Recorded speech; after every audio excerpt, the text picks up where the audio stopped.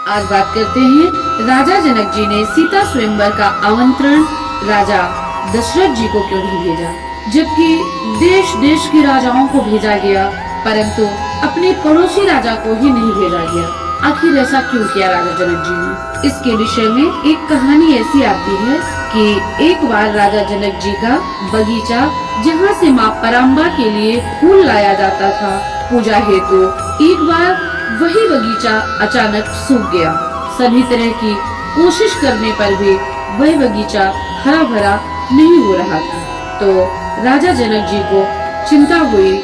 उन्होंने विद्वानों से पूछा कि आखिर ऐसा क्या किया जाए कि यह बगीचा फिर से हरा भरा हो जाए। कुछ विद्वानों ने राजा जनक जी से कहा कि हे राजन, अगर इस बगीचे में कोई पतिव्रता स्त्री गंगा जी का जल छलनी में भर कर लाके इसे सींच दे तो यह बगीचा फिर से हरा भरा हो जाएगा। यह बात सुन के राजा जनक जी को भी थोड़ा सा अजीब तो लगा, परंतु उन्होंने अपनी रानी से कहा। रानी ने कहा, ऐसा कैसे हो सकता है कि छलनी में जल भर के लाएं? छलनी में तो छेद होते हैं जिससे कि सारा जल पहले ही निकल जाएगा। फिर रानी ने अपने मन में विचार किया कि कहीं ऐसा हो गया कि जल भरूं और जल पूरा नीचे निकल जाए तो जग में हंसाई हो जाएगी मेरी। यह सोचकर रानी ने मना कर दिया। राजा जनक जी ने और भी सबसे मंत्रणा किया इस विषय पर, परंतु जनकपुर में कोई तैयार नहीं हुआ कि छलनी में गंगा जी का जल लाए और उस बगीचे को सींच सके।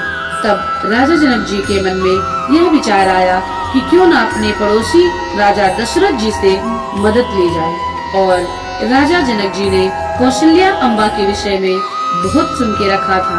वो पतिव्रता स्त्री हैं, कौशल्या जी तो अवश्य ही ऐसा कर सकती हैं। यह सोचकर राजा जनक जी ने एक पत्र दिया और अपने सिपाही को पत्र देकर उस पत्र में सारा वृत्तांत लिख दिया और सिपाही को कहा, यह पत्र तुम राजा दशरथ जी को दे के आओ। और वह सिपाही अवधपुर में आया, राजा दशरथ जी को वह पत्र दिया।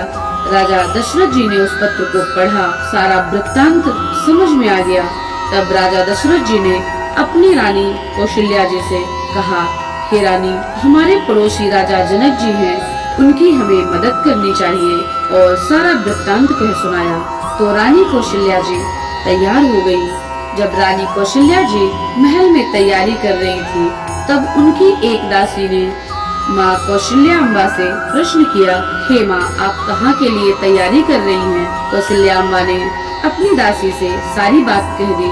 तब दासी ने कहा, हे माँ, अगर मुझे आप आज्ञा दे तो यह काम करने के लिए आपको जाने की जरूरत नहीं है। यह काम तो आपकी दासी मैं भी कर सकती हूँ। कौशल्या अम्बा ने कहा, क्या सचमुच में तुम कर सकती हो?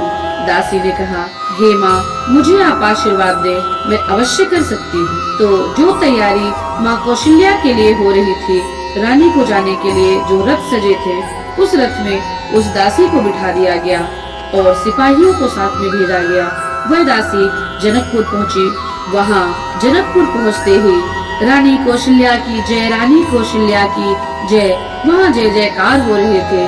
तब दासी ने राजा जनक जी से कहा, हे राजा जी, मैं तो कौशल्या रानी जी की दासी हूँ। यह सुनते ही राजा जनक जी को बड़ा आश्चर्य हुआ और वे चकित रह गए।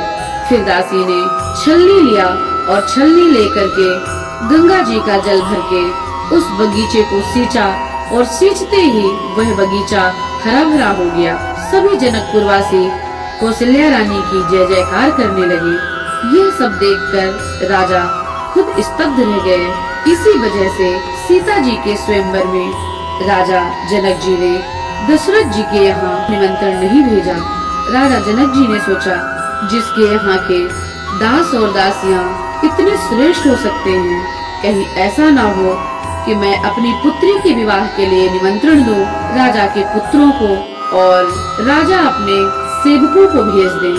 यही सोचते हुए, यही सोच विचार कर राजा जनक जी ने राजा दशरथ जी के यहाँ सीता स्वयंवर का निमंत्रण नहीं भेजा। इस विषय पर अनेक कहानियाँ आती हैं। उनमें से यह एक कहानी है जो आज मैं आपके समक्ष प्रस्तुत कर रही हूँ, बता रही हूँ। लेकिन कहते हैं ना, होली को कौन टाल सकता है। राम जी को तो जनकपुर पहुँचना था अपने गुरु जी के साथ, तो वो पहुँच गए। आखिर शक्ति का वर्ण तो ब्रह्म ही करता है। तो यह कहानी आपको कैसी लगी? अच्छी लगी हो तो हमारे चैनल को लाइक करें, सब्सक्राइब करें, शेयर करें।